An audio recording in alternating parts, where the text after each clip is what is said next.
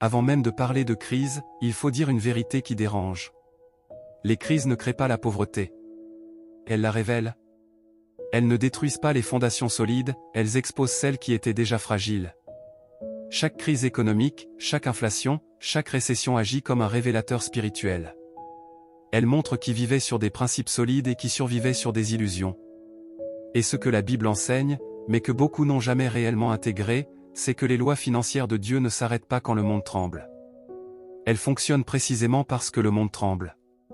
Regardez autour de vous.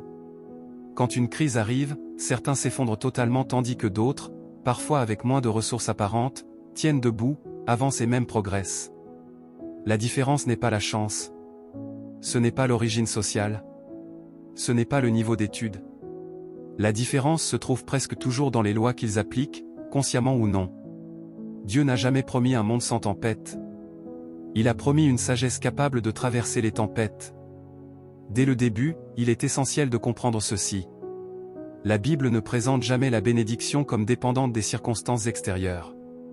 Elle la relie toujours à l'obéissance, à la sagesse et à l'alignement.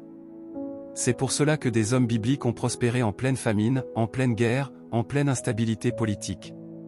Pas parce qu'il niait la crise, mais parce qu'ils ne vivaient pas selon les mêmes lois que le système dominant. Si ce message vous interpelle dès maintenant, prenez un instant pour vous abonner à cette chaîne. Ce que vous allez entendre n'est pas un discours motivant de plus, mais des vérités intemporelles qui peuvent changer votre trajectoire financière si vous les appliquez avec sérieux. La première loi financière de Dieu qui fonctionne en temps de crise est la loi de la semence et de la récolte.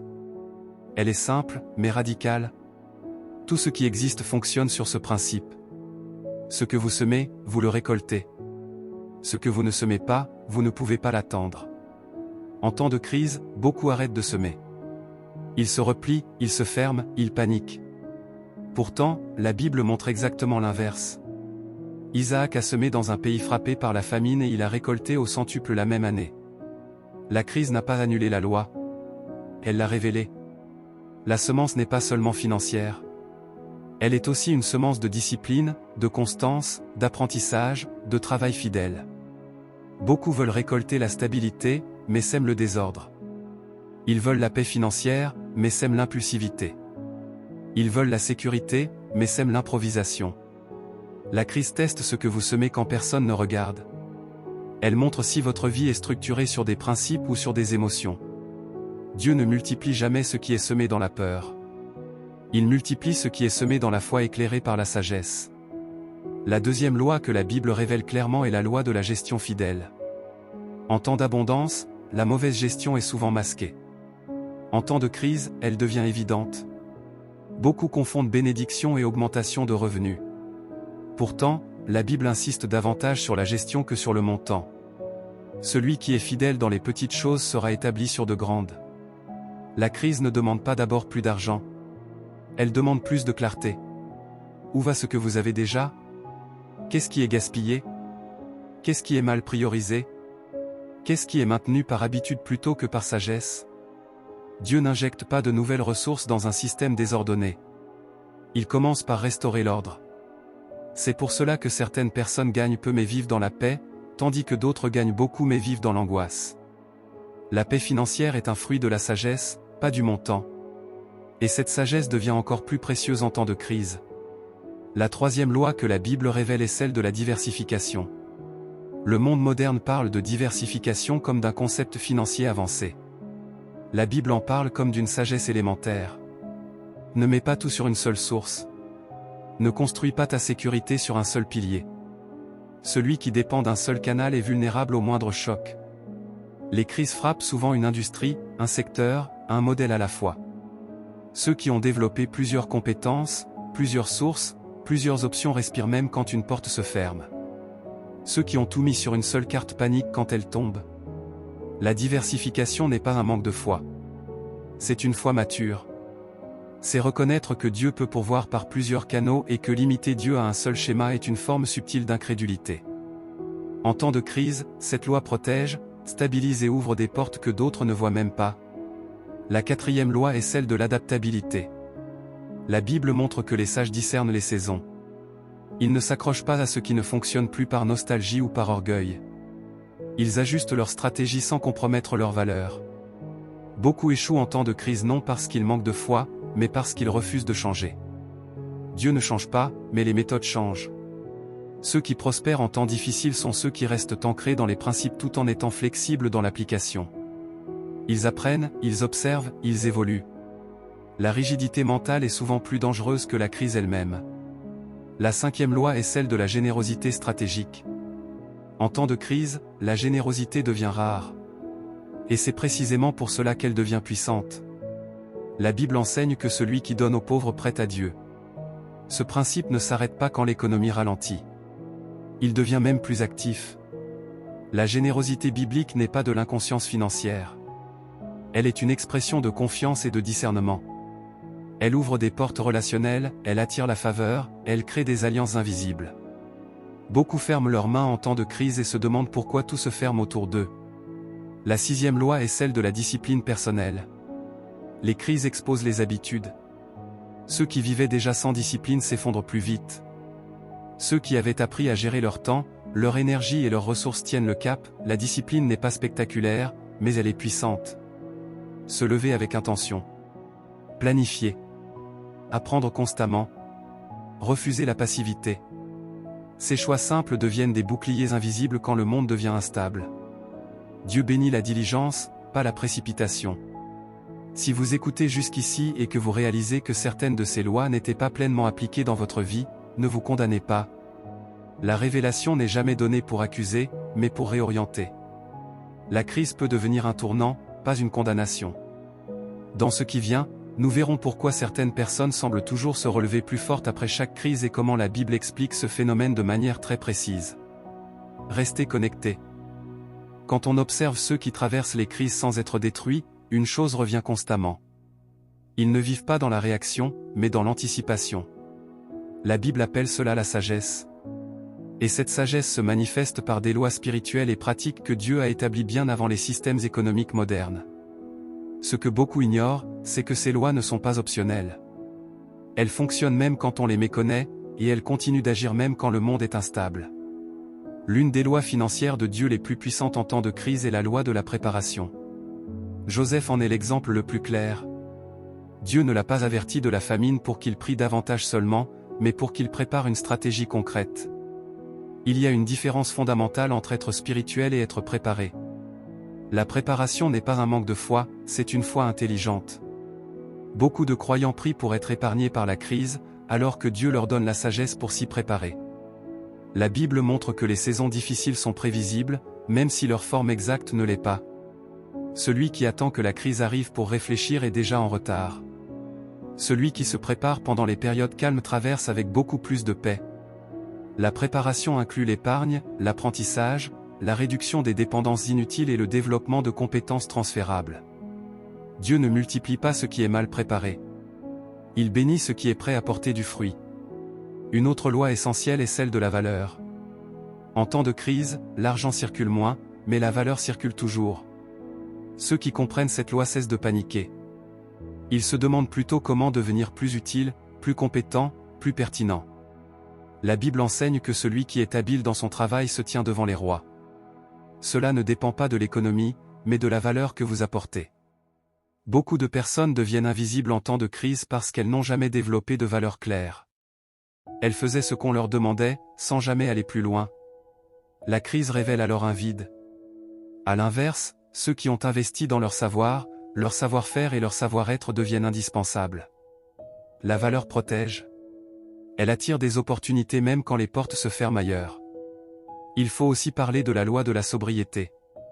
La Bible met souvent en garde contre l'excès, surtout quand tout semble aller bien. En temps de crise, ceux qui vivaient au-dessus de leurs moyens souffrent doublement. Ceux qui avaient appris la modération respirent. La sobriété biblique n'est pas de la privation. C'est la maîtrise. C'est la capacité de dire non aujourd'hui pour être libre demain. Beaucoup de croyants associent la bénédiction à la consommation.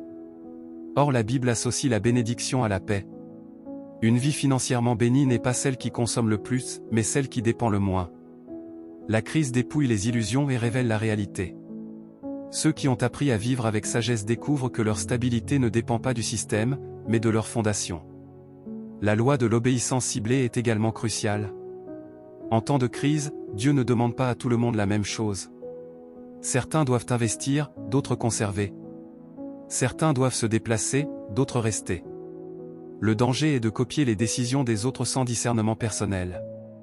La Bible montre que la bénédiction suit l'obéissance, pas l'imitation. Beaucoup échouent parce qu'ils suivent des conseils généraux sans chercher la direction spécifique de Dieu pour leur situation. La sagesse biblique n'est jamais mécanique. Elle est relationnelle. Elle demande de l'écoute, de la patience et parfois du courage pour aller à contre-courant. Ce qui a sauvé Isaac pendant la famine, ce n'est pas une méthode universelle, mais une instruction précise. Il existe aussi une loi souvent négligée, celle des relations. En temps de crise, les réseaux superficiels s'effondrent, mais les relations authentiques deviennent vitales. La Bible insiste sur la valeur des alliances, des conseils et de la communauté. Celui qui s'isole devient vulnérable. Celui qui cultive des relations saines trouve du soutien, des opportunités et parfois des solutions inattendues. Les crises révèlent également la loi de la vérité.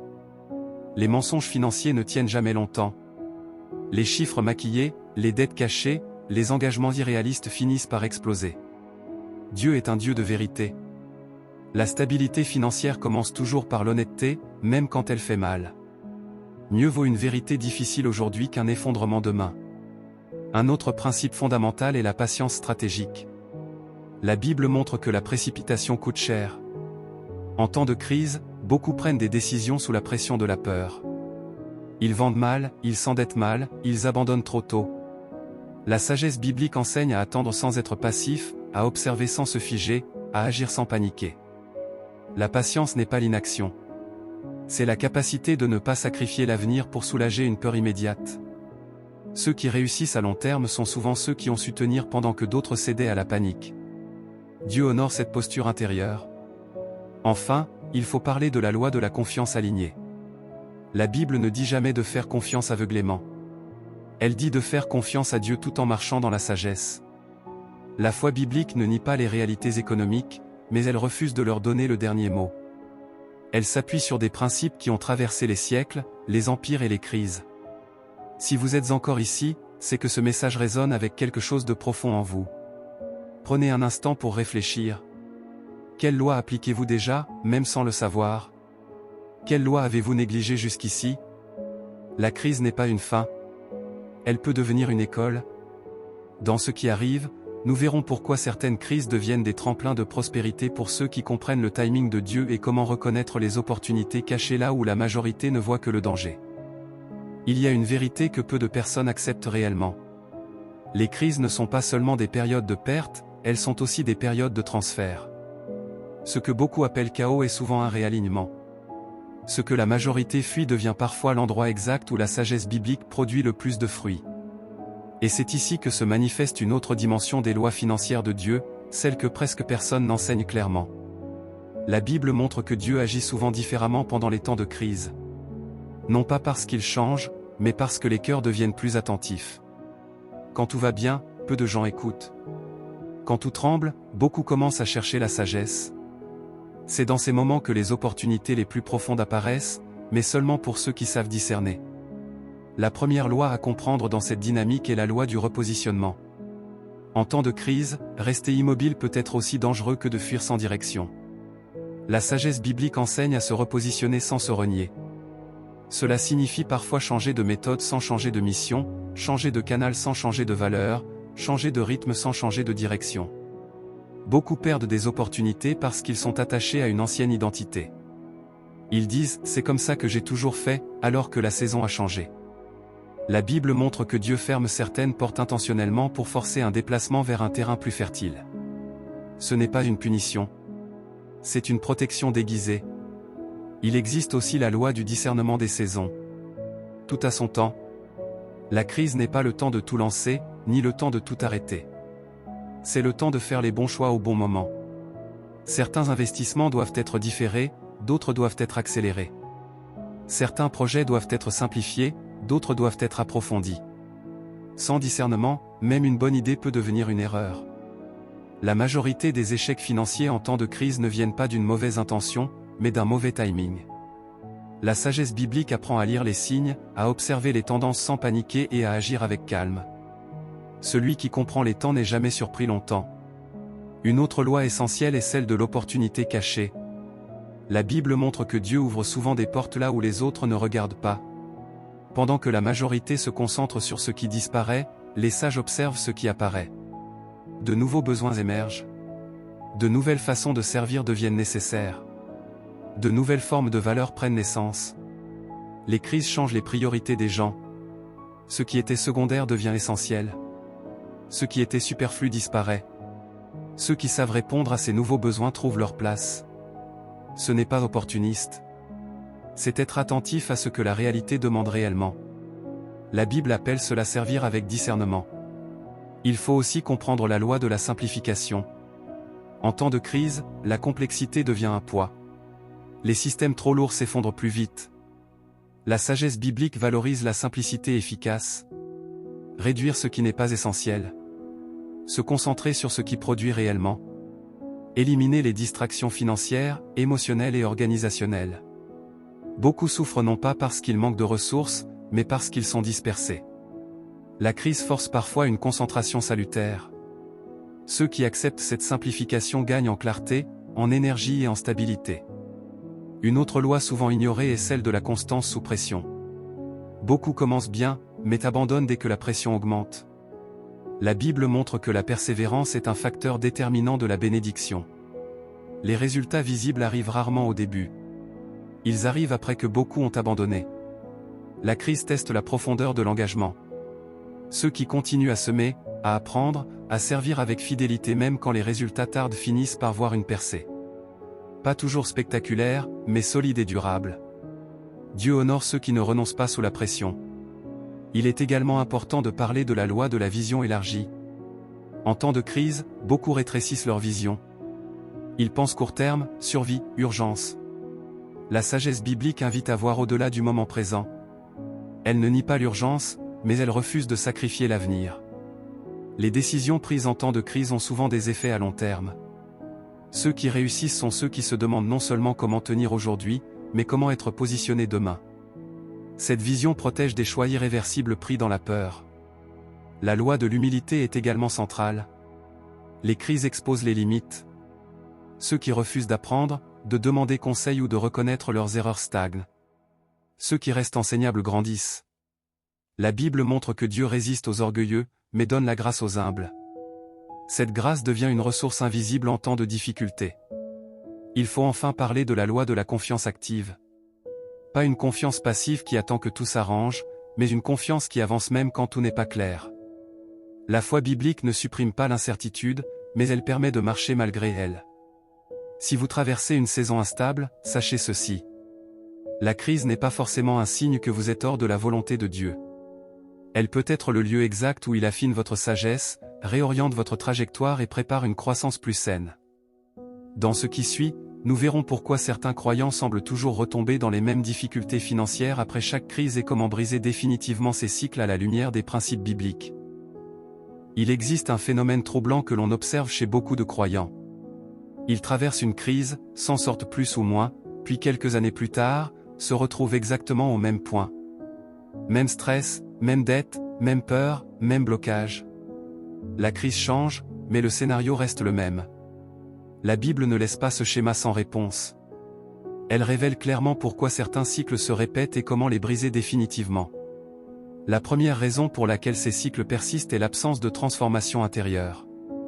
Beaucoup cherchent une solution extérieure à un problème intérieur. Ils veulent un meilleur emploi, plus d'argent, une aide extérieure, alors que la racine du problème se trouve dans la manière de penser, de décider et de gérer. La Bible montre que tant que l'esprit n'est pas renouvelé, les résultats finissent toujours par se ressembler. Changer de circonstance sans changer de mentalité revient à déplacer un problème sans le résoudre. C'est pour cela que certaines personnes gagnent plus après une crise mais retombent quand même dans la pression financière. Les lois de Dieu ne s'adaptent pas aux émotions. Elles répondent à l'alignement. Une autre cause majeure de ces cycles est la confusion entre bénédiction et soulagement. Beaucoup remercient Dieu dès que la pression diminue, mais ne profitent jamais de l'accalmie pour restructurer leur vie. Ils respirent, puis reprennent exactement les mêmes habitudes. Or la Bible montre que les temps de repos sont faits pour consolider, pas pour se relâcher. Les saisons de stabilité ne sont pas données pour oublier les leçons de la crise, mais pour les intégrer. Ceux qui utilisent les périodes calmes pour apprendre, planifier et ajuster leurs décisions sortent progressivement des cycles. Ceux qui les utilisent uniquement pour consommer y retournent. La loi de la responsabilité personnelle est également centrale. Tant que tout est attribué aux autres, au système, à la famille ou aux circonstances, rien ne change durablement. La sagesse biblique commence toujours par cette question silencieuse. Qu'est-ce que je dois ajuster, moi? Dieu agit puissamment, mais il ne remplace jamais la responsabilité individuelle. Beaucoup prient pour que Dieu change leur situation financière alors que Dieu attend qu'il change certaines pratiques évidentes. Les prières sincères ne compensent pas les décisions imprudentes répétées. La bénédiction ne contourne pas la sagesse. Elle l'accompagne. Il faut aussi parler de la loi des petites décisions. Les grands effondrements financiers ne commencent presque jamais par une grande erreur. Ils commencent par de petites concessions répétées. Dépenser un peu trop souvent. Reporter certaines décisions importantes. Ignorer des signaux d'alerte. La crise finale n'est que la conséquence visible d'un long processus invisible. La Bible insiste énormément sur la vigilance quotidienne. Celui qui est fidèle dans les petites choses construit une stabilité invisible. Celui qui néglige les détails s'expose à des chutes brutales. Les cycles se brisent rarement par un miracle spectaculaire, mais par une discipline constante. Un autre facteur souvent ignoré est la mauvaise relation au temps. Beaucoup vivent uniquement dans l'urgence. Tout est réaction. Tout est pression. Tout est court terme. Or la sagesse biblique enseigne la patience stratégique. Elle apprend à penser en saison, en processus, en trajectoire. Ceux qui vivent uniquement dans l'immédiat deviennent prisonniers des crises. Penser à long terme ne signifie pas ignorer les besoins actuels. Cela signifie refuser de sacrifier l'avenir pour soulager une tension passagère. Beaucoup s'endettent, abandonnent ou se compromettent parce qu'ils veulent une solution rapide. La Bible montre que la précipitation coûte toujours plus cher que la patience. Il existe également une loi spirituelle très forte, celle de l'obéissance différée. Beaucoup savent ce qu'ils devraient faire, mais reportent sans cesse. Ils comprennent les principes, mais ne les appliquent pas. Cette distance entre la connaissance et l'action crée une stagnation dangereuse. La vérité non appliquée n'a aucun pouvoir. Dieu ne bénit pas ce que l'on sait, mais ce que l'on fait avec ce que l'on sait. Chaque crise non transformée en leçon devient une répétition. Chaque révélation ignorée devient un avertissement plus fort la fois suivante. Il faut aussi parler de la loi de l'environnement. Les personnes, les influences, les contenus consommés façonnent profondément les décisions financières. Beaucoup veulent changer de résultat sans changer d'environnement. La Bible montre pourtant que marcher avec les sages rend sage. Celui qui s'entoure constamment de discours de peur, de plainte et de fatalisme finit par penser et agir de la même manière. Changer d'environnement ne signifie pas rejeter les autres, mais choisir consciemment ce qui nourrit votre esprit. Les cycles se brisent souvent quand l'environnement change avant même que les revenus ne changent. Enfin, il y a la loi de l'engagement durable. Beaucoup s'engagent seulement quand la douleur est forte. Puis, dès que la pression diminue, l'engagement faiblit. La sagesse biblique appelle à une fidélité constante, pas émotionnelle. Ceux qui sortent définitivement des cycles sont ceux qui restent engagés même quand l'urgence disparaît. Si vous reconnaissez certains de ces schémas dans votre vie, ne vous découragez pas. La reconnaissance est déjà un premier pas vers la liberté. Dieu révèle ces choses non pour condamner, mais pour libérer. Dans la suite, nous verrons comment établir des fondations financières bibliques capables de résister non seulement à une crise, mais à toutes les crises futures, sans vivre dans la peur. Quand une maison s'effondre à chaque tempête, le problème n'est jamais le vent. Le vent ne fait que révéler la fragilité des fondations. Il en va de même pour la vie financière. Les crises ne détruisent pas ce qui est solide. Elles exposent ce qui ne l'est pas. La sagesse biblique ne cherche donc pas seulement à aider à survivre à une crise, mais à bâtir quelque chose qui tient quand tout tremble. La première fondation essentielle est la clarté. Beaucoup de croyants vivent financièrement dans le flou. Ils ne savent pas exactement ce qu'ils gagnent, ce qu'ils dépensent, ce qu'ils doivent ni où va leur argent.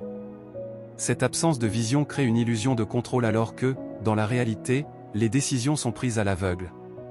La Bible montre que la sagesse commence par la lumière. Ce qui est caché ne peut pas être maîtrisé. Mettre de la clarté dans ses finances n'est pas charnel ni mondain. C'est spirituel. Cela permet de prendre des décisions alignées, d'éviter les pièges et de reprendre une autorité que beaucoup ont perdue sans s'en rendre compte. La bénédiction aime la transparence. La deuxième fondation est la discipline. La discipline biblique n'est pas une punition, c'est une protection. Elle empêche les émotions de diriger les décisions. Beaucoup savent ce qu'ils devraient faire, mais ne le font pas parce que cela demande un effort constant. Or, la stabilité financière ne se construit pas par des actions occasionnelles, mais par des habitudes répétées. La discipline protège contre les excès dans les temps d'abondance et contre le découragement dans les temps de manque. Elle crée une continuité là où beaucoup vivent en montagne russe. Ceux qui développent cette discipline deviennent progressivement moins vulnérables aux crises. La troisième fondation est la gestion intentionnelle. La Bible ne glorifie jamais l'improvisation permanente. Elle valorise la planification réfléchie. Gérer intentionnellement, c'est décider à l'avance comment l'argent sera utilisé au lieu de réagir après coup. Cela réduit le stress, les conflits et les erreurs coûteuses. Beaucoup de problèmes financiers ne viennent pas d'un manque de revenus, mais d'un manque de structure. Quand chaque dépense est une réaction, la stabilité devient impossible. La sagesse biblique appelle à reprendre le contrôle par des choix anticipés. Une autre fondation essentielle est la cohérence entre foi et pratique. Beaucoup professent une confiance en Dieu, mais vivent financièrement comme si Dieu n'existait pas. Ils prient pour la provision tout en adoptant des comportements qui détruisent la provision. La Bible appelle à une foi incarnée, visible dans les choix quotidiens. La cohérence attire la paix. L'incohérence crée une tension intérieure constante. Quand les décisions financières s'alignent avec les valeurs bibliques, une stabilité intérieure apparaît même avant la stabilité extérieure. Il faut aussi poser la fondation de la marge. Vivre sans aucune marge financière, sans réserve, sans espace de respiration, rend chaque imprévu catastrophique. La sagesse biblique encourage à préparer l'avenir, non par peur, mais par prudence. La marge n'est pas un luxe, c'est une nécessité. Ceux qui vivent constamment à la limite ne sont pas plus spirituels. Ils sont plus exposés. La marge permet de donner, d'aider, de saisir des opportunités et de traverser les tempêtes sans panique. Une autre fondation souvent négligée est celle de l'apprentissage continu. Le monde change, les systèmes évoluent, les défis se transforment. Celui qui cesse d'apprendre devient vulnérable. La Bible valorise la recherche de la sagesse et de la compréhension. L'humilité d'apprendre est une richesse invisible. Beaucoup restent bloqués non parce qu'ils manquent de foi, mais parce qu'ils refusent de mettre à jour leurs compétences, leurs connaissances ou leurs méthodes. La sagesse biblique n'est jamais figée. Elle s'adapte sans se compromettre. La fondation de la patience stratégique est également cruciale. Beaucoup veulent des résultats rapides et abandonnent quand le processus est plus long que prévu. Or, ce qui dure se construit lentement. La Bible montre que la croissance saine prend du temps. La précipitation détruit ce que la patience aurait solidifié. La patience n'est pas l'inaction. C'est l'action constante sans agitation. Ceux qui développent cette qualité deviennent plus résilients que les circonstances. Il faut aussi parler de la fondation relationnelle. Les relations saines sont une richesse souvent sous-estimée. La Bible montre que l'isolement fragilise. Les personnes qui avancent seules sont plus exposées aux erreurs. Le conseil, l'encouragement et la redevabilité protègent. S'entourer de personnes sages n'est pas un signe de faiblesse. C'est un signe de maturité. Les fondations solides sont rarement construites en solitaire. Enfin, la fondation de l'intégrité soutient tout l'édifice. Les compromis financiers, même petits, affaiblissent à long terme. La sagesse biblique montre que l'intégrité attire une faveur durable. Elle protège contre les raccourcis dangereux et les succès fragiles. Si ces fondations sont posées progressivement, la crise perd son pouvoir de destruction. Elle devient un test, pas une menace. Dans la suite, nous verrons comment appliquer concrètement ces lois financières de Dieu au quotidien et transformer ces principes en actions simples, pratiques et durables. Tout ce qui a été partagé jusqu'ici n'a de valeur que s'il descend du niveau des idées vers celui des actions. La sagesse biblique n'a jamais été conçue pour impressionner, mais pour transformer. Beaucoup comprennent les principes, approuvent les vérités, ressentent même une conviction profonde, puis retournent à leur quotidien sans rien changer. C'est là que tout se joue. La différence entre ceux qui stagnent et ceux qui progressent n'est pas la révélation, mais l'application. La première application concrète consiste à ralentir volontairement. En temps de pression, la tentation est d'accélérer, de multiplier les décisions, de réagir dans l'urgence. La sagesse biblique enseigne l'inverse. Elle invite à faire moins, mais mieux. À réfléchir avant d'agir. À refuser les décisions prises sous la peur. Ce ralentissement intentionnel permet de reprendre le contrôle et d'éviter des erreurs coûteuses. Une autre action fondamentale est l'évaluation régulière. Beaucoup avancent sans jamais faire de point honnête sur leur situation. Or, ce qui n'est pas évalué ne peut pas être amélioré. Prendre des moments réguliers pour examiner ses finances, ses habitudes, ses choix, permet de corriger tôt ce qui pourrait devenir un problème plus tard. Cette pratique simple évite de nombreuses crises. Il est aussi essentiel de transformer les principes en règles personnelles. La Bible donne des orientations générales, mais chacun doit les traduire en décisions concrètes adaptées à sa réalité. Cela peut être une règle sur l'endettement, sur l'épargne, sur la générosité, sur le style de vie. Ces règles protègent lorsque les émotions cherchent à prendre le dessus. Beaucoup échouent non par manque de volonté, mais par manque de limites claires. Les règles personnelles deviennent des garde-fous qui sécurisent le parcours. Une autre application puissante est la mise en place de routines simples. La sagesse biblique s'exprime souvent dans la constance, pas dans l'exceptionnel. Des habitudes simples, répétées, produisent des résultats durables. Mettre de côté régulièrement, apprendre continuellement, planifier calmement, ajuster progressivement. Ce sont ces petites actions qui, cumulées, changent une trajectoire entière. Il est également important de choisir consciemment la sobriété. La Bible ne condamne pas l'abondance, mais elle met en garde contre la course au paraître. Beaucoup de tensions financières viennent d'un mode de vie qui cherche à impressionner plutôt qu'à construire. La sobriété libère des ressources, mais surtout de la paix. Vivre en dessous de ses moyens n'est pas une régression, c'est une stratégie. Cela crée une marge de manœuvre qui devient précieuse en temps de crise. Ceux qui comprennent cela vivent avec plus de sérénité et de liberté. Une autre action clé est la réorientation de la générosité. Donner n'est pas un geste magique, mais un principe puissant quand il est pratiqué avec sagesse. La Bible associe la générosité à la liberté intérieure. Elle brise la peur du manque et recentre les priorités. Une générosité alignée, réfléchie et régulière transforme la relation à l'argent. Il est aussi nécessaire d'apprendre à dire non. Beaucoup de croyants se mettent en difficulté financière par incapacité à poser des limites. Ils veulent aider tout le monde, répondre à toutes les sollicitations, porter des charges qui ne leur appartiennent pas. La sagesse biblique inclut le discernement. Dire non à certaines demandes, c'est dire oui à sa responsabilité. Une autre application essentielle est l'investissement dans la croissance personnelle. Cela inclut l'apprentissage, le développement des compétences, la compréhension des systèmes. La Bible valorise la connaissance utile. Celui qui investit dans sa compréhension élargit ses options. Cela demande du temps, de l'énergie et parfois de l'argent, mais les retours sont souvent durables. Il faut aussi apprendre à réagir différemment face à la peur. La peur est un mauvais conseiller financier. La sagesse biblique ne nie pas la peur, mais elle refuse de lui donner le contrôle. Face à une décision importante, prendre le temps de réfléchir, de prier, de demander conseil permet de sortir du mode réactionnel. Une application souvent négligée est la gratitude stratégique. Reconnaître ce qui fonctionne déjà permet de bâtir sur des bases réelles. Beaucoup se concentrent uniquement sur ce qui manque et négligent ce qui est déjà en place. La gratitude ouvre les yeux sur les ressources existantes et encourage des choix plus équilibrés. Enfin, il faut accepter que la transformation financière soit un processus. Il n'y a pas de raccourci durable. Ceux qui cherchent des solutions rapides retombent souvent plus forts. Ceux qui acceptent le processus construisent quelque chose de stable. La sagesse biblique n'offre pas une fuite hors des difficultés, mais un chemin à travers elles. Si vous êtes arrivé jusqu'ici, ce n'est pas par hasard. Ce message n'est pas destiné à condamner, mais à équiper.